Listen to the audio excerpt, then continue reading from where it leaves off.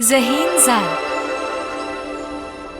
الف نگر کے جنگل میں زال نام کا ایک بونا رہتا تھا جسے سب ذہین زال کہتے تھے کیونکہ وہ بے حد ذہین اور سمجھدار مانا جاتا تھا۔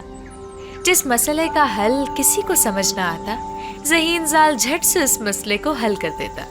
سب اسی کا تذکرہ کرتے رہتے۔ ذہین زال کو چیزیں ذخیرہ کرنے کا شوق تھا، خاص طور پر وہ چیزیں جن کا نام زال سے شروع ہوتا تھا۔ الف نگر کے جانور ذہین زال کے ذخیرے پر بھی رشک کرتے تھے، مگر اس کی ذہانت پر تو اش اش کرتے تھے اور ذوق و شوق سے اس کی باتیں سنتے۔ اتنی تعریفیں سن سن کر ذہین زال ذرا مغرور ہو گیا تھا۔ اس نے سوچا کہ کیوں نہ وہ الف نگر کے جانوروں کو تھوڑا بے وقوف بنائے۔ تو بس پھر کیا تھا، اس کے ذہن میں ایک زبردست منصوبہ آیا۔ ایک صبح ذہین زال نے اپنے گھر کے باہر ایک کرسی اور میز لگائی اور اس کے ساتھ ایک بورڈ پر یہ لکھا: جس کو ذہانت چاہیے وہ ذہین زال سے خرید لے۔ الف نگر کے جانور صبح سویرے وہاں سے گزرنے لگے۔ جو بھی گزرتا وہ ذرا سی دیر کے لیے وہاں ضرور ٹھہرتا۔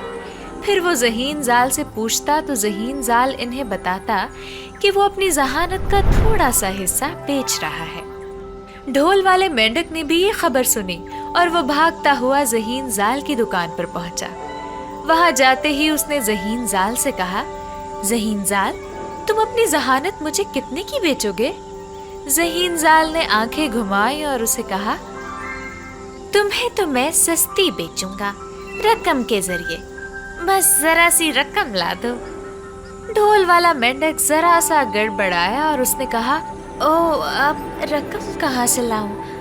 ذہین زال نے کہا: پانی میں ڈبکی لگاؤ، کچھ نہ کچھ تو ضرور مل جائے گا۔ ڈھول والا مینڈک بھاگتا ہوا تالاب میں گیا اور اس نے تالاب میں ڈبکیاں لگا لگا کر کچھ ڈھونڈنا شروع کر دیا۔ وہاں سے اس کو کچھ چاندی کے سکے ملے۔ ان میں سے ایک سکہ منہ میں دبائے ڈھول والا مینڈک دوبارہ ذہین زال کے پاس گیا۔ زال کو ذرا برابر بھی توقع نہ تھی کہ ڈھول والا مینڈک اتنی جلدی اسے کوئی قیمتی چیز لا دے گا۔ اس نے جلدی سے وہ سکہ ڈھول والے مینڈک سے لیا اور ایک ڈبیا سے کسی چیز کی چٹکی بھر کر ڈھول والے مینڈک کے سر پر چھڑک دی۔ لو، میں نے اپنی ذہانت کا ذرہ نکال کر تمہیں دے دیا ہے۔ آج کے بعد تم بھی الف نگر میں میری طرح ذہین مشہور ہو جاؤ گے اور تمہارا ذہن بھی ہر مسئلہ حل کرے گا، ذہین زال نے کہا۔ یہ سننا تھا کہ ڈھول والے مینڈک نے ناچنا شروع کر دیا۔ وہ الف نگر میں جہاں جہاں سے گزرتا، ہر ایک کو پکڑ پکڑ کر بتاتا کہ اب اس کا ذہن ذہین زال کی طرح کام کرنے لگا ہے اور وہ بھی ہر مسئلے کا حل بتا سکتا ہے۔ اسی طرح ناچتے ناچتے وہ اینک والے الو کے پاس گیا تو اینک والے الو نے اس کی ساری بات سنی اور اس سے کہا: مگر اے دوست، ذہانت تو صرف اللہ کی طرف سے عطا ہوتی ہے، یہ کوئی بازار سے خریدی جانے والی چیز تھوڑی ہے۔ یہ سننا تھا کہ ڈھول والے مینڈک کا منہ کھلے کا کھلا رہ گیا۔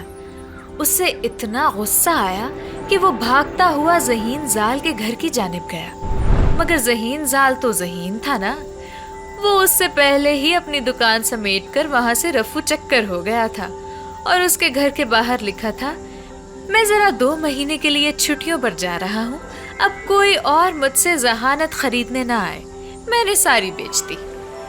ڈھول والا مینڈک تو بیچارہ اپنا سا منہ لے کر رہ گیا۔